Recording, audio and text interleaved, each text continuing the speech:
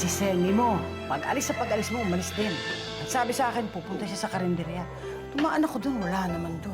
Sinasabi ko na nga ba, dinidiskartehan mo asawa ko. Rod, wag! Kung alam mo makakabuti para sa'yo, umalis ka na dito. Tulungan niyo po ako, nanay ko. Bakit ano nangyari sa nanay mo? Nasaktan po siya ng tita Rose ko. Ayoko naman sa'yo! Ano sabi mo? Naawan ako sa anak ko. Kapitan, hindi naman ako sanang hihimasok kami, pero... Nagsusumbong kasi itong bata. Sinasaktan mo rin yung nanay niya eh. Pasensya na po kayo kung naabala kayo kasi kanina may pinagtatalunan kami ni Rod. Akala siguro ng bata kung ano na. Ito na nga po pala yung ni-request niyo sa akin na mga pictures dun sa outreach program natin. Di ba sa Isabel yan? Parang si Isabel nga ho to ah. At yung batang kasama niya, Si Catherine? Ang nawawala kong apo?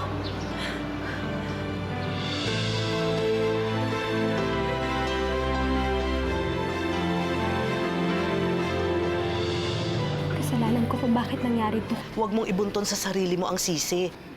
Alam niyo, sa totoo lang, gustong-gusto ko na po umalis kay Rod. Eh kasi, hindi ko rin naman alam kung saan kami pupunta ni Maya.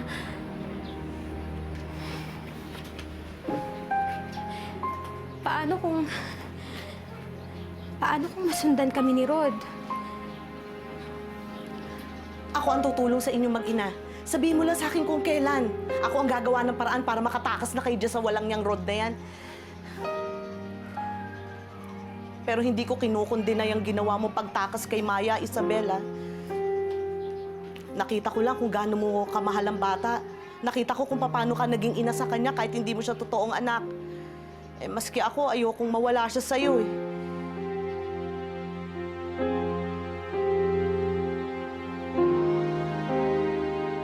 Si Isabel ba to? Baka naman kamukha lang niya, Mama. Scarlett, ngayon lang tayo nagkaroon ng lead kay Isabel. Kung siya nga yan, wala namang masama kung pupuntahan natin yung lugar na pinuntahan namin ni Tita. At kung si Isabel man yan, ayoko nang matakasan niya tayo. Kaya hindi tayo tatawag ng pulis. Pero Tita, ano ang gagawin natin? Tatawag tayo ng private investigator. Kaya huwag tayong tatawag ng pulis. Kailangan walang pulis. Dahil ayokong mawala na naman siya na parang bula tulad ng dati. Parang kita ko na yung apo ko. Mama, sana nga si Isabel na to. Para makita na natin yung anak namin ni Javier. Yung apo niyo. Tita, kasama ko sa paghahanap. At kung si Isabel man yun, hindi ako titigil hanggat di ko nakakuha sa kanya si Catherine.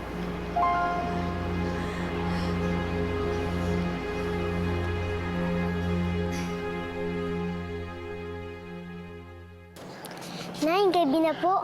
Sabi niyo po, gisingin ko po kayo pag oras ng pagluluto ng hapunan. Nay?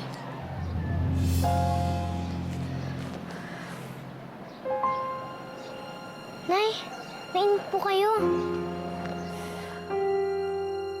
Ang limang utos, alagaan si nanay. Huwag mo siyang hahayaang magkasakit.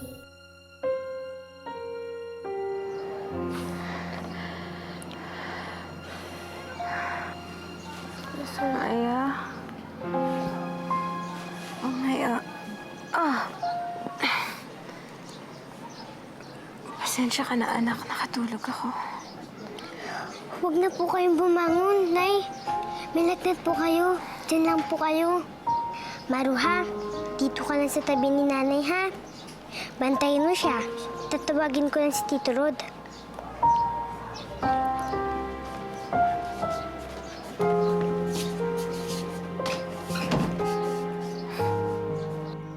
Aba, sobrang alembong.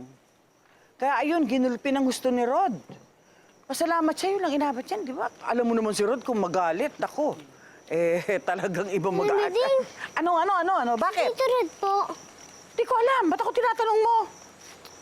Ninalagnat po kasi si Nanay. Baka kailangan po natin siyang dalahin sa ospital. Ano? Napakasosyal naman ng nanay mo? Konting lagnat lamang dadali na sa ospital? Sinaktan po kasi siya ni Tito Rod. Baka may nangyari kay Nanay kaya po siya may sakit. Alam mo, tama lang na gawin sa nanay mo yun. Kasi kinupkup kayo ng Tito Rod nyo, tinuring na parang pamilya. Yung paginawa nyo, nilayasan ninyo. Pasalamat nga yung nanay mo't yan lang ang inabot niya. Dahil ko ako nasunod, matagal na kayong pinalayas ni Rod. Nakakaintindihan ba tayo? Ha? Oh, ganon. Ay, tinan mo. Tinan mo ugali. Nilayasan ako. Kinakausap ko pa eh. Mahana talaga sa ina. Tito Rod! Yeah. Tito Rod! Si nanay, linalagnat. Alam mo pala nilalagnat nanay mo eh. Hindi sana pinainom mo ng gamot. Wala po kong pambili. Wala rin akong pambili. Minamalas ako nakikita mo. Sige na, umuwi ka na doon sa bahay. Kasalanan niyo, kaya may sakit si nanay. Kasalanan ng nanay mo. Ayoko nang asungot dito. O pwede ba? Sige na, umuwi ka na sa bahay. Baka makatikim ka pa sa akin eh. Ang sama niyo talaga. May sakit na nga si nanay dahil sa inyo. Ayaw niyo pa ako kumilis dyan. Hoy! Yung bata to! Hoy! Bumay ka dito! Ano? Huli kang bata ka. Huli ka. Masyado ka sutil, ha? Ha? Masyado ka sutil! Bitawan niyo ako! Aray! Masyado! Halika rito. Halika rito. Halika rito, bata ka. Dapat sa'yo, nilalatayan. Ha? Aray! Aray!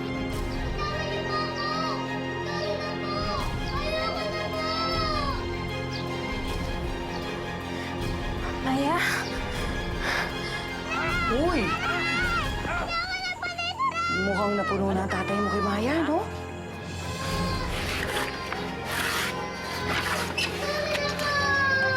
Buti nga sa kanya. Oo, saan ka pupunta? Baka pati ikaw mapagbunto na ng tatay mo doon. Love po ako ni tatay. Hindi ako papaluin nun. Saka, sisilip lang naman po ako eh. Ang sarap po kasing tignan pag umiiyak si Maya. Ano? Ha? Magiging pasaway ka pa rin ba? Palaban ka? Palaban ka? Ha? Palaban ka, bata ka? Ha? Saan mo ka matigas ang ulo mo? Isusubo ko kayo sa polis! Iiwan namin kayo ni nanay! Masyado kang palaban, ha? Magtatanda ka na ngayon! Ha? Masyado kang palaban! Ha? Palaban? Ha? Ruth, anong problema mo? Yung bata! Bakit mo pinapatulan yung bata? Anong problema mo, ha? Tinuturuan ko na leksyon niya ang anak mo. Tinuturoan ng leksyon? Ano ginawa niya sa'yo na halos patayin mo siya, hayop ka? Hay! Kumaliti ka! Nay! Mana yung anak mo sa'yo. Pareho kayong pasaway. Dapat sa inyo magtanda na eh. Para hindi na kayo nasasaktan.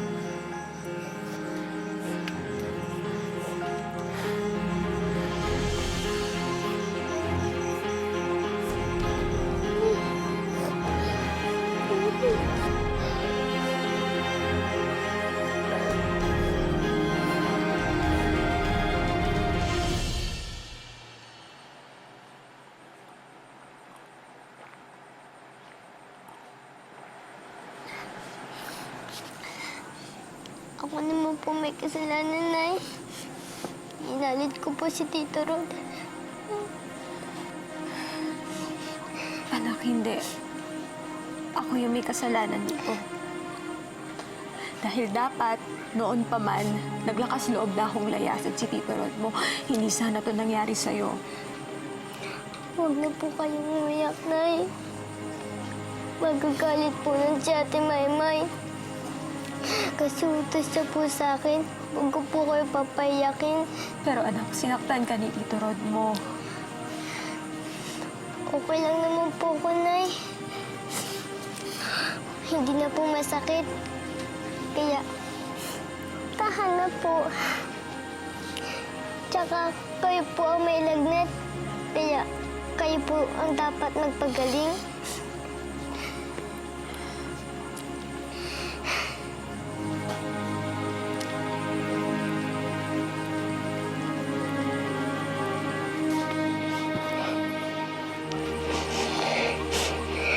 Anak, hindi ako papayag na titiisin pa natin yung si Tito Rod mo. Hindi ako papayag na sasaktan kayo ulit. Gagawa tayo ng paraan. Aalis tayo. Lalayasan natin si Tito.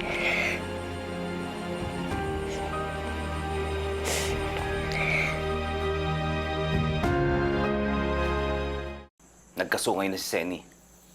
Inaangilan na ako kanina nung dinidisiplina ko yung anak mo. Problema nga yan. Dapat maaga pa lang pinuputulan ng sunga yan. Puntahan mo si SPO ang Domingo. Sabi mo kakausapin ko siya. Para saan? Tatakutin ko lang si Senny. Tahan na anak. Nay, saan po tayo pupunta? Pag umalis tayo.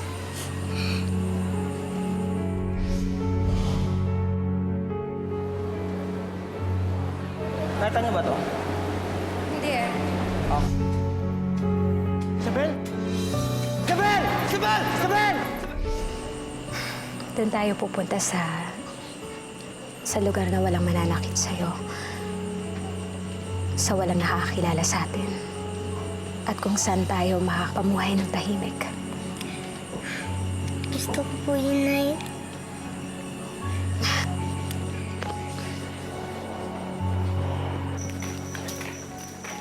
Senny! Anak, pumasok ka na muna doon sa kwarto, tas bababa mo na ako. Senny!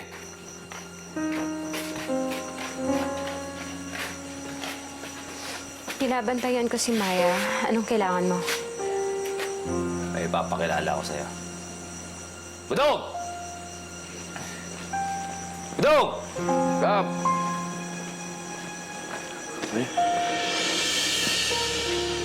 Ito na si SPO1. Magandang gabi, Kapitan.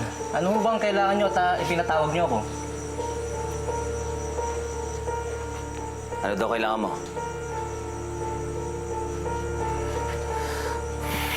Mukhang nagbago ang isip. Ano? Sige. Hatid mo na si SP1. Sige, Kap. Kung sakali may kailangan ho kayo, patawag nyo lang ako. Paano, Kap? Samahan ko na. Sige, mag-ingat kayo. Sige.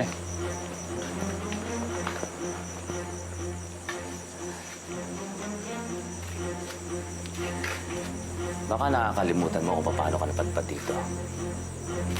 Kaya isang tawag ko lang kay SPO1 Domingo. Dadaling ka na sa presinto. O baka naman gusto mo ako pang magdala sa'yo. Halika. Halika.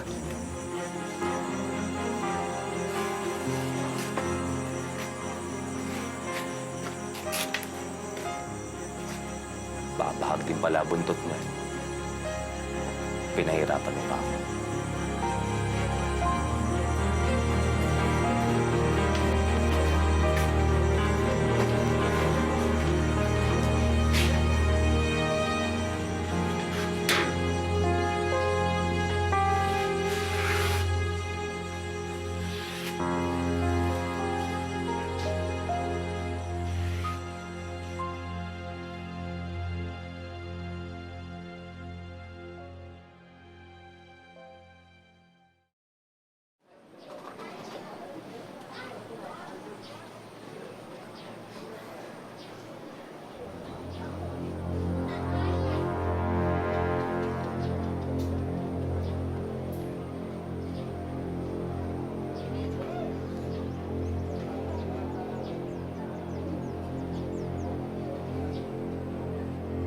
Rod?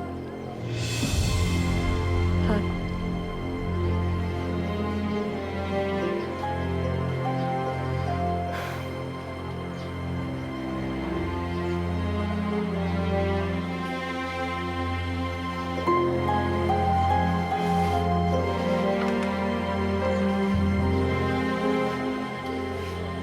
Kahit ano pang gawin mo sa akin, hindi na ako natatakot sa'yo, Rod. Dahil hindi na ako makakapayag na saktan mo pa ang anak ko.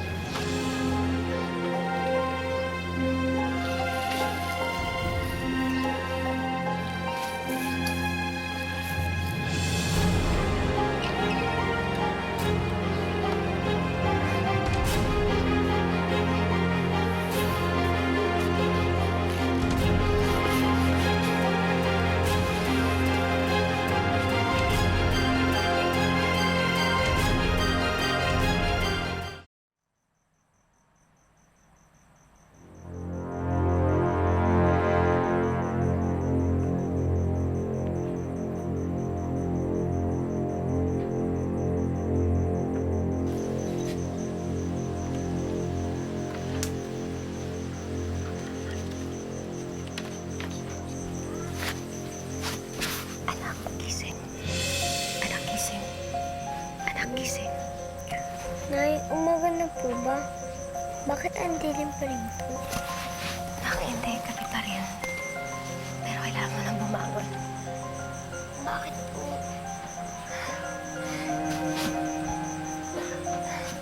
Kasi nagtatakas tayo. Po? Pero may lagnat pa po kayo. Ang laglag pwede naman labanan. Pero yung pagkakataon na pwede tayong tumakas kay Rod. Minsan lang dumating, kaya tara na.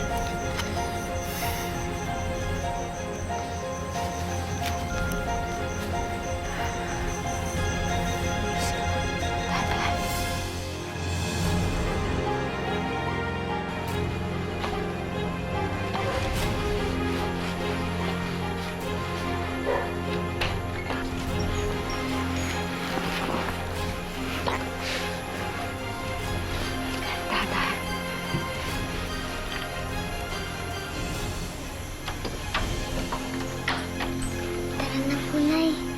Takas tayo ha, dahan-dahan lang. Huwag ka maingay, anak ha.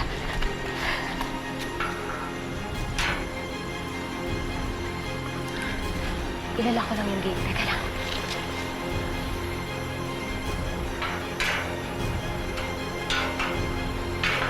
Yan, ayos na yan. Sige, tara na. Zenny! Zenny!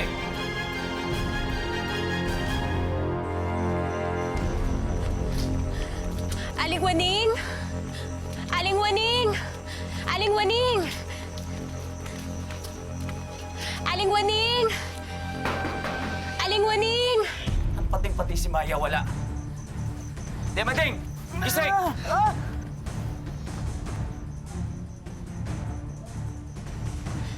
Aling Waning! Andyan na. Sino ba naman yan di makapag-antay ng bukas? Gabing-gabi na. Sino ba yan? Aling Waning! Na. Teka, sandali. Hindi ba makakapag-antay ito ng bukas na lang? Ano ba naman? Hating gabi. Sino ba yan? Ano ba naman, Rod? Ang aga-aga mo nang bubulawa. Tay, tulog pa po kayo. Hinantok. Walang matutulog sa inyong dalawa! Bakit ano ba nangyayari sa'yo? Nasobra ka na naman yata sa inam eh. Oh, Senny, Maya, bakit is oras ng gabi nandito kayo mag-ina? Nawawala si Maya at si Senny. Kaya wala matutulog sa inyong dalawa. Samahan niyo ako. Hanapin natin sila. Oh, Ano ba yan? dali! Huwag ka na umangan! Nako, hanapin natin yung dalawang yan. Dali ka na! Aling Waning, di ba sinabi niyo sa akin kung kailan kailangan namin ng tulong, pupuntahan ka namin. Aling Waning, ngayon po, lalayasan na po namin si Rod.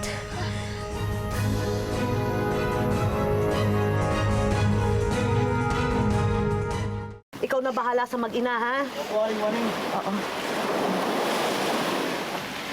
Tanggapin mo na to. Oo. Aling Waning, sobra-sobra na po yung pagkuha niyo po sa amin ng bangka. Sobra-sobra na po yun. Ito naman, isipin mo na lang na bonus mo to sa akin sa paninilbihan mo sa karniderya ko. Sige na, sige. Hindi po. O sige ha, dito ha, sa bulsa ni Maya, lalagay ko. Anak, hawakan mo, baka mahulog. Ha? Opo. Maraming salamat po. Ikaw naman, parang anak na kita, Senny. Sana ayoko nang makita kayong dalawa dito ulit sa islang ito, ha? Huwag na kayong babalik, ha? Maya, nanay mo, ha? Alagaan mong mabuti. Huwag mong pababayaan, anak, ha? Opo, Aling Waning. Maraming salamat po. Tama na tong drama. Sige, balis na kayo. Sige, ingat kayo.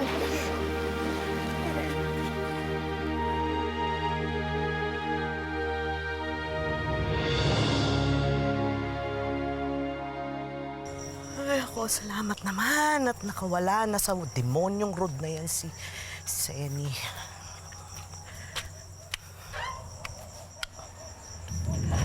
Rod? Pasensya na ako kayo. Pumasok ako sa pamamahay ninyo. Hindi ko kasi nakalak yung pinto eh. Saan ba kayo galing? Sa kaibigan ko. Teka nga, ano ba kailangan mo? Wala ako kasi si Senny tsaka si Maya sa bahay. Baka alam niyo kung saan sila nagpunta. Wala akong alam. Hindi ko alam yan. na tayo maglokohan dito, tanda. Mga kapitbahay! Sige, sumigaw ka. Rod! Sumigaw ka! Hindi, tutuluyan ka ta. Nasaan si Sunny? Rod, di ko alam. Wala akong alam, Rod!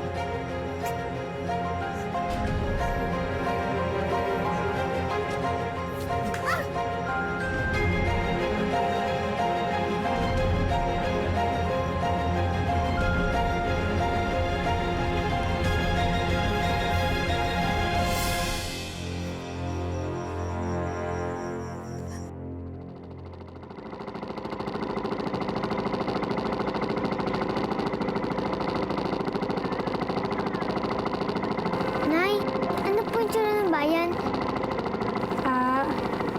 Maraming tao, maraming sasakyan, maraming kainan. Hayaan mo, pagdating natin doon, igagala kita. Parang wag na lang po. Bakit naman? Saka na lang po tayo magala pag malayo na tayo kay Tita Rod. Gusto niya naman po ko dahil paraw na tayo ni Taskis.